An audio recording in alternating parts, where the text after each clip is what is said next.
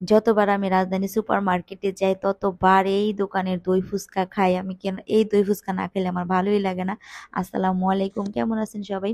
তো আমার ছেলের সুন্নতে খাতনায় আসলে আমি কি কি করলাম সেগুলো নিয়ে কিছু ভিডিও নিয়ে আজকের ব্লগ। তো আজকের ব্লগ যাদের যাদের ভালো লাগবে অবশ্যই লাইক কমেন্ট শেয়ার করে দিবেন।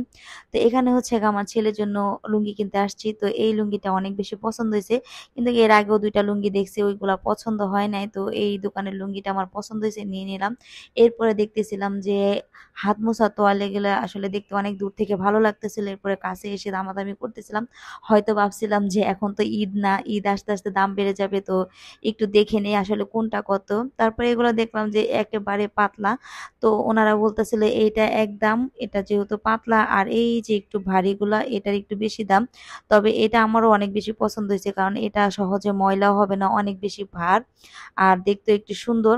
এরপরে হচ্ছে গা লুঙ্গি কিনে তারপরে হচ্ছে গা একটু তলে দেখে চলে আসলাম ফুচকা খেতে। এই যে এই দোকান, এই দোকানের দই ফুচকা যে ভাই এত মজা, মানে আপনারা একবার খেলে নর্মাল ফুচকা মানে কোথাও মনে খাবেন না, আর এই দোকানে নর্মাল ফুচকাও খাবেন না, শুধুমাত্র দই ফুচকাটাই খাবেন। যদিও দাম বেশি হয় তারপরও অনেক বেশি মজা। আসলে যত গুড় তত বেশি মজা, ঠিক আছে? তো এত মজা এই দই ফুচকা, আমি যতবার যাই টুকিটাকি যাই কিনতে যাই তারপরে কিন্তু এক প্লেট হইলেও ফুচকা খেয়ে আসি।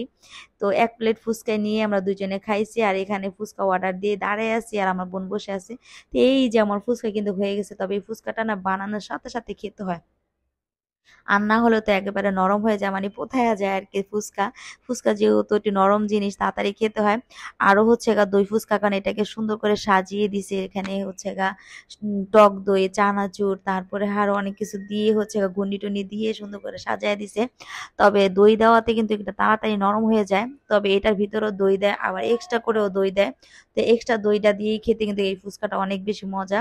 আর ফুচকা খেলে তো অনেক বড় হা করেই খেতে হয়, দেখছেনই তো আমি কত বড় বড় হা করে খেয়েছি। তারপরে যে প্লেটটাকে চেটে পুটে খেয়ে তারপরে দুইটা হচ্ছে গা ফুচকা পার্সেল নিয়ে নিছি, কারণ আমার ছেলেরাও অনেক বেশি পছন্দ করে এই দই ফুচকাটা।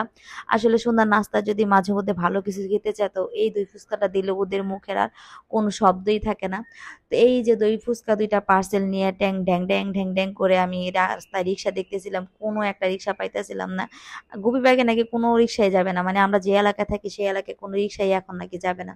তারপরে হাঁটতে হাঁটতে হচ্ছে গা বাসায় আসলাম, এসে হচ্ছে গা পরের দিন এই যে আজকে সুন্নতে খাতনা করাবো, এই জন্য একটু রান্না বান্না করতেছি, মেহমান আসবে। তো আমার শ্বশুরবাড়ির মানুষ আর হচ্ছে গা আমরা নিজেরা ঘরের মানুষ খাবো, এই জন্য রান্না বান্না করতেছি। তো এখানে হচ্ছে 2 কেজি গরুর গোশত আলু দিয়ে ঝোল করে রান্না করে নিলাম, আর এই যে ভর্তা। এই দিক দিয়ে রান্না করতেছি, আরেক দিক দিয়ে জানেন না তাড়াহুড়ো করে সব গুছাইতেছি, কারণ আজান দিয়ে দিছে। তো একদিকে জুমার নামাজ মসজিদে পড়তেছে, আরেক দিকে ভাবতেছি নামাজ শেষ হলেই তো আজম চলে আসবে। তো অনেক তাড়াতাড়ি করতেছি, আর এই দিক দিয়ে হচ্ছে গা আমার হাজবেন্ড তো চলেই আসছে, আজমও চলে আসছে, আমার হাজবেন্ডও আসছে। তো বলতেছে তাড়াতাড়ি করো, তো সবার জন্য খাবার বাড়তেছি, আর আজমকেও খাবার দিলাম। ওনারা খাবার খাইতেছে, আর এখানে হচ্ছে গা আমার শ্বশুর শাশুড়ির জন্য খাবার বাড়তেছি, কারণ ওনারাও তো 4 তলা বিয়ে আসতে পারবে না, অসুস্থ মানুষ, এই জন্য ওনাদের খাবারটা বাড়তেছি। আর আরেক দিয়ে আমার জামাই চিল্লাইতেছে তাড়াতাড়ি করো, ইমরানকে খাওয়ায় দাও, ইমরানের পেটটা ভরে খাওয়া। আর এই দেখেন সব খাবার এখানে বাড়তেছি, দিতেছি, তুইতেছি। খাওয়া হয়ে গেছে আজমদের, মানে কি যে তাড়াহুড়া। তবে আমার কিন্তু মেহমানদারি করতে অনেক ভালো লাগে জানেন। আমি যদি পারতাম সবসময় মেহমানদারি করতাম, রান্না বান্না মেহমানদের জন্য করতে, সাজাইতে আমার অনেক ভালো লাগে। তো আমার ছেলে এদিক দিয়ে অজু করার জন্য ওকে রেডি করতেছি, লুঙ্গি পরাইলাম, তারপরে হচ্ছে গেঞ্জি পরাই, এখন হচ্ছে গা অজু করতে যাবে। আর আরেক দিক দিয়ে হচ্ছে গা আজম বলতেছে সূরা পড়েন, মাথায় তেল দেন, চুলগুলো ভিজিয়ে রাখেন। তো এগুলো করতেছি। যাই হোক, আজকের মতো ভিডিওটা এই পর্যন্ত, সবাই ভালো থাকবেন, আল্লাহ হাফেজ।